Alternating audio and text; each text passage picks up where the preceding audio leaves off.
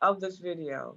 Um, okay, so let's move forward with our book review and with our wonderful book reviewer, Miss Stacey Rance, hailing from Jackson, Mississippi, and now she's with the pyramids in her background.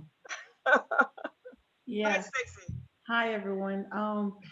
Let's see. Let's see if I can put up here. I don't know if it's going to show up, but anyway, we're going to be talking about Brainmaker, which is by David Perlmutter, and with Kristen Loberg as a co-author of this book.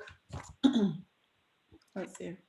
So the first chapter is welcoming everybody aboard, and it's starting with Perlmutter giving excuse me, Perlmutter giving an excellent breakdown of really our bodies. And what he says is that a lot of us learned about our digestive systems and learned about how our bodies function in science classes, years ago for a lot of us. And so he starts off with a really easy scenario to understand, where he looks at a young boy who lives on an island in Turkey. And it's a remote area. And what he explains is that he gives like a little picture, and he paints a really, to me, a beautiful picture of his life, saying that he grows up in, like I said, a remote area where he doesn't have many amenities. They lack a lot of modernization. They don't have fast food, no juice, sodas. That is not in his diet. There's a garden where he and his family get most of their vegetables, their fruit. They do get fish and meat from hunting. There's plenty of nuts and herbs and plenty of olive oil. He does attend school in that area, and there's no pollution. All of this is important because I'm going to also paint another picture that we probably are more used to hearing, because we live in it, or a lot of us may live in this situation. Well, he says that when this young boy gets sick, he doesn't have antibiotics right there at his disposal for his parents to administer. But what he does have, he has his parents has honey and other herbs that they use to heal for his sickness. And so this young boy will probably never have asthma. He would never be not diagnosed with ADHD, autism, or any other type of disorder, and especially a brain disorder. And mainly because of just how he entered this world, and also how he lives his lifestyle. And also, they point out that he's very active in his community where he lives. What they do for family time, differs a lot from what we in Western life or more modern lives do. They don't have TVs, so they go from neighbor to neighbor, and they dance and they listen to music, and they're very active. Whereas most may get together as families and sit down and watch TV. So then you come back, and they he moves over, and he says that let's move on over to a U.S. child, a child that is born by C-section. He says, let's just be a little grim for a moment, and let's say that she's been born by C-section and formula fed. She has had a lot of ear infections, chronic ear infections, and infections for the throat. And her mom has used antibiotics to heal her, pretty common colds. Well, she's had all the best nutrition that you can find. She's also lived off of processed foods, refined sugars, unhealthy vegetable fats. And so let's take her to the age that the little boy was. He was 6 or 7. And so this little girl is 6, and now she's overweight. She's pre-diabetic.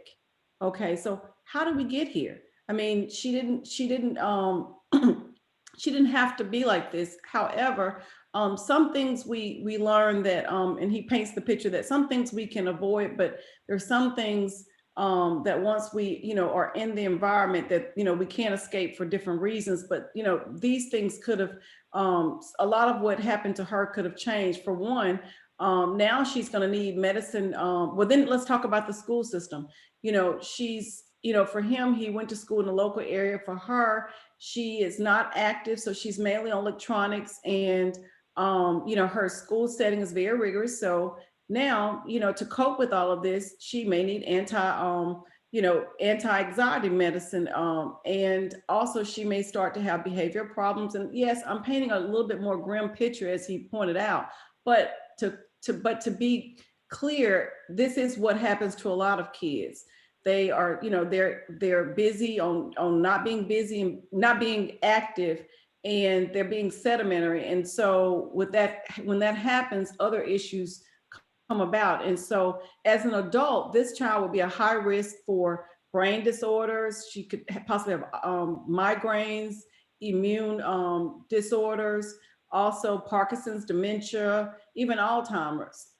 So what we learn from this is that he's like, well, we need to start researching and understanding better, because the research is there, but we, he, in his book, he's diving deeper and saying, look, I want to share with you the studies that I found, and I want to share, how other people have lived. And so this chapter 1 is just really, really exciting, because he even goes and says that on that island, the average age of people live to be in their 90s. He says that this is a phenomenal place to live in, because there, you have people actually living, and these are males and females, not just females that we're used to hearing. And so all of this has to do with our guts. That's mainly what this is highlighting, is that it has everything to do with our gut. It does not mean and it also means early intervention, and then also how we come here in this world. So then he goes over and he talks about your guts bugs. And for those who might have read this, it was really interesting to hear just how many germs lie in our stomachs and our intestines. And he says that there's an estimated 10,000 species in our guts. And then he even says that experts think that there are even 35,000 more that just haven't been identified. But all of those species are important to having us have a healthy gut. And of course, some of those may not be as great for us, but then there are a lot of them that are really crucial to us living long and our brain health. There's just so much, and I know that I can't cover all of it, but I'm going to go ahead and try to move a little forward on this. But he talks about there being 3 forces. Hold on one moment.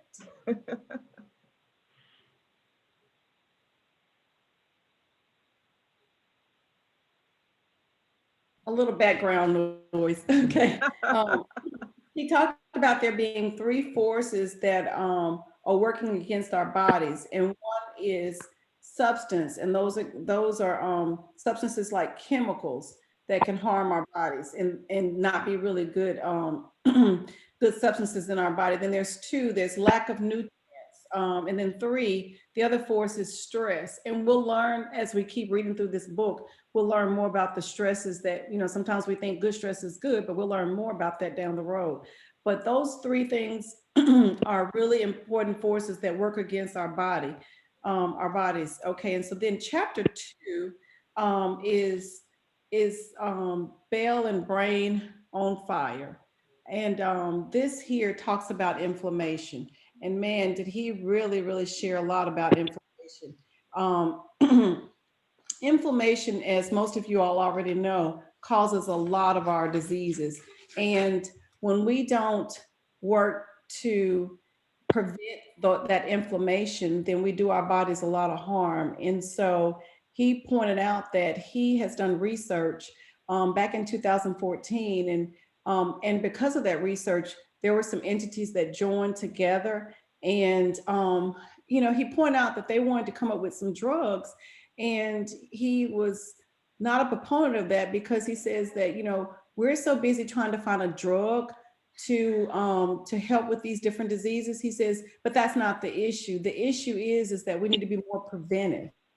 And how do we get there? And he says that, of course, because of, what's involved, the marketplace and the economy, a lot of those who were in charge of this initiative weren't hearing that, but that's what he feels. And that's one of the reasons why he's done so much research, and he's been so, had such a passion for this, and written all these books that you will, if you look out there and find them, you'll see he has so many different books, and is constantly doing, collaborating and continuing his research. But to move on, I want to talk about the fact that he, in chapter 2, you'll learn that he was, his passion for wanting to get off into this field was, really close to him, because his father, who was a neurosurgeon, ended up with Alzheimer's.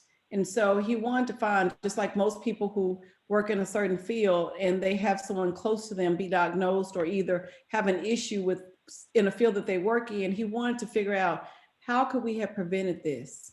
And so he really does a great job, if you'll take time to read it, and take your time in chapter 1 and chapter 2, because it's a lot, but it gives you really a great breakdown as to all these different bacteria that lie in our guts, and how important it is, and how important it is that we stay away from all these medicines, that we can eat the right vegetables and fruits and the right herbs to heal ourselves. Because when we put all these foreign substances in our bodies, we destroy what's already there. And so I think, a lot of what I'm saying, you might have heard before, but when you read it, it just jumps out at you. And especially when you hear about these studies of 76-year-olds. And this is what stood out the most for me in chapter 2.